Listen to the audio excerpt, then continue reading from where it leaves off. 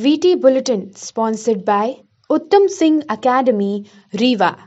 नमस्कार, विंध्या टाइम्स में आपका स्वागत है और आपके साथ मैं श्रेया हाजिर है आज की बुलेटिन की खबरों के साथ। पहली खबर की बात करते हैं।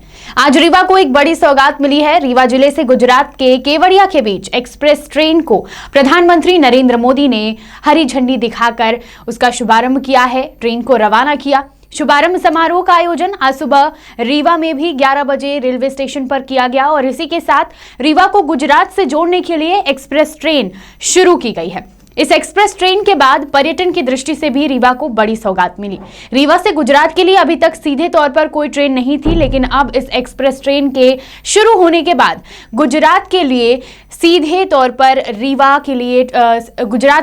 से सीधे तौर पर ट्रेन मिल सकती है। बता दें कि रीवा समेत देश के कई शहरों में स्टैच्यू ऑफ यूनिटी तक 8 ट्रेनें चलेंगी। इन सभी ट्रेनों को पीएम नरेंद्र मोदी ने हरी झंडी दिखाई है। दरअसल गुजरात में सरदार सरोवर बांध के पास स्थित केवड़िया गांव पास ही सरदार वल्लभ भाई पटेल की प्रतिमा स्टैच्यू ऑफ यूनिटी है। इस गांव तक रेलवे लाइन पहुंचाने की पहल की जा रही है और इसी के चलते प्रधानमंत्री नरेंद्र मोदी ने रेलवे लाइन का उद्घाटन किया। यह ट्रेन केवड़िया को रीवा, वाराणसी, अहमदाबाद, हजरत निजामुद्दीन, दादर, चेन्नई और प्रतापनगर से जोड़ेगी। इसके साथ ही कोविड-19 का पालन करने की भी अपील की जा रही है। स्टेशन में भी और ट्रेन में भी कोविड-19 नियमों का पालन यात्रियों द्वारा किया जाए। अभी की जो बड़ी सौगात रीवा जिले को मिली है, स्टैच्यू ऑफ यूनिटी तक स्पेशल ट्रेन का उद्घाटन किया गया है जो सीधे गुजरात से रीवा को जोड़ेगी। शहर में कलेक्ट्रेट के पीछे लगभग 20 सालों से पीडब्ल्यूडी की जमीन पर स्थानीय लोगों के द्वारा किए गए अवैध कब्जे को नगर निगम द्वारा आज अतिक्रमण मुक्त अभियान के तहत अतिक्रमण मुक्त किया गया। जानकारी के अनुसार कलेक्ट्रेट के पीछे सड़क किनारे गोमती एवं अवैध रूप से बनी दुकानों को हटाया गया है। स्थानीय निवासियों का कहना है कि जमीन पर हम लोगों द्वारा लगभग 20 सालों से वह वहां पर रह रहे हैं, लेकिन शासन के द्वारा कोई भी सूचना दिए बिना ही अचानक पहुंचकर यह दुकान गिरा दी गई है और इससे स्थानीय लोगों में काफी आक्रोश भी देखा गया। जिले में लगातार लूटपाट की घटनाओं में इजाफा हो रहा है। ताजा मामला सामने आया है बैकुंठपुर थाना क्षेत्र अंतर्गत, जहां 2 युवक ने बाइक लूटकर फरार हो रहे थे और इस पूरे मामले की जानकारी एसपी राकेश कुमार सिंह को दी गई। उनके निर्देशन पर बैकुंठपुर थाना प्रभारी राजकुमार मिश्रा ने स्टाफ के साथ घेराबंदी कर 2 शातिर बदमाशों को पकड़ लिया है और लूटी गई गाड़ियों को भी बरामद कर लिया है। एडिशनल एसपी शिव कुमार वर्मा ने जानकारी देते हुए बताया कि आरोपियों के पास कच्ची शराब होने की भी जानकारी प्राप्त हुई, जिसकी पुलिस द्वारा जांच कर आरोपियों को गिरफ्तार कर लिया गया है और आरोपियों से पूछताछ की जा रही है। सर, ये बैकुंठपुर में लूट की घटना करते 2 बदमाशों को पकड़ा गया, क्या पूरा मामला क्या है? हाँ, ये मोटरसाइकिल लूटपाट कर रहे थे लगातार। इसमें से 2 आरोपी हैं, एक का नाम चंदन सिंह है और दूसरा नाबालिग बच्चा है। तो उस संबंध में बैकुंठपुर पुलिस ने बहुत अच्छी कार्रवाई की है। आरोपियों को भी गिरफ्तार कर लिया है दोनों मोटरसाइकिल बरामद कर ली है। इसके साथ ही जानकारी लग रही कि उसके पास से कच्ची शराब, जो देसी शराब थी, वो भी जब्त की गई है। पुलिस ने उसके खिलाफ भी कार्रवाई की है। इसके साथ ही वो पूर्व का जिला बदर का आरोपी रहा है, उसका पुनः NSA करने के लिए बताया गया है थाना प्रभारी को। उस तरह के इतना आपराधिक बैकग्राउंड का आरोपी है, उसके लिए और सख्त से सख्त कार्रवाई की जा रही है। बदमाशों के हौसले इतने बुलंद हैं कि अंधेरा होते ही क्षेत्र में दहशत का माहौल बना देते हैं। जहां सरेराह लोगों के साथ मारपीट की घटनाएं घटित हो रही हैं, वहीं अवैध मादक पदार्थों, जुआ, सट्टे का कारोबार भी अपनी चरम सीमा पर है। घटना समान थाना क्षेत्र के इंदिरा नगर मोहल्ले की है, जहां उस समय अफरा तफरी मच गई जब 2 4 पहिया वाहन में सवार 1 दर्जन युवक पहुंचे और वोल्टास सर्विस में बैठे एक युवक पर चाकू से हमला कर दिया। अचानक हुई इस घटना से अफरा तफरी का माहौल निर्मित हो गया।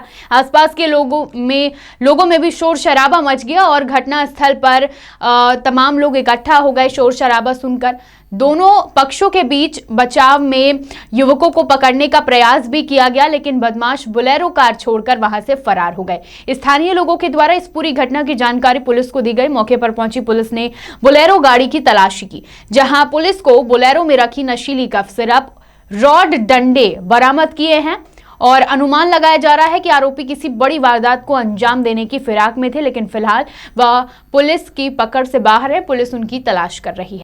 कुछ लोग हमला करने आए थे? नहीं, ये जानकारी मिली थी पुलिस को। पुलिस के द्वारा जाके देखा गया तो उसमें बोलेरो में कोरेस की शीशी मिली, आरोपी कोई मिला नहीं है।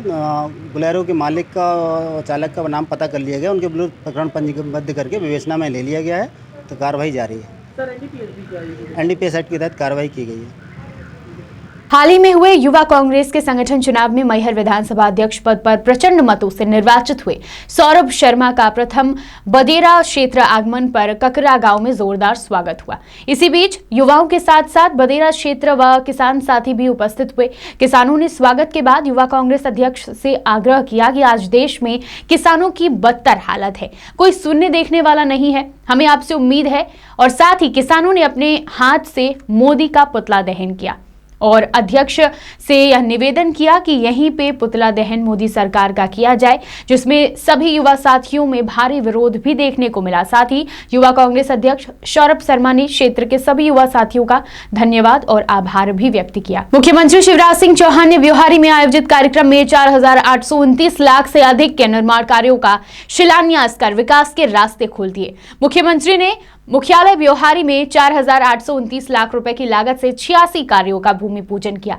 इसके साथ ही 2,445 लाख रुपए की लागत से 547 विभिन्न निर्माण कार्यों का लोकार्पण किया। शिवराज सिंह चौहान ने ब्योहारी में आयोजित कार्यक्रम में वनाधिकार पट्टा, आयुष्मान कार्ड, पात्रताधारी पर्ची, प्रधानमंत्री आवास योजना एवं लाडली लक्ष्मी योजना जैसी और भी कई योजनाओं के तहत 9,324 हितग्राहियों को 14 करोड़ 66 लाख रुपए के हित लाभ का वितरण किया।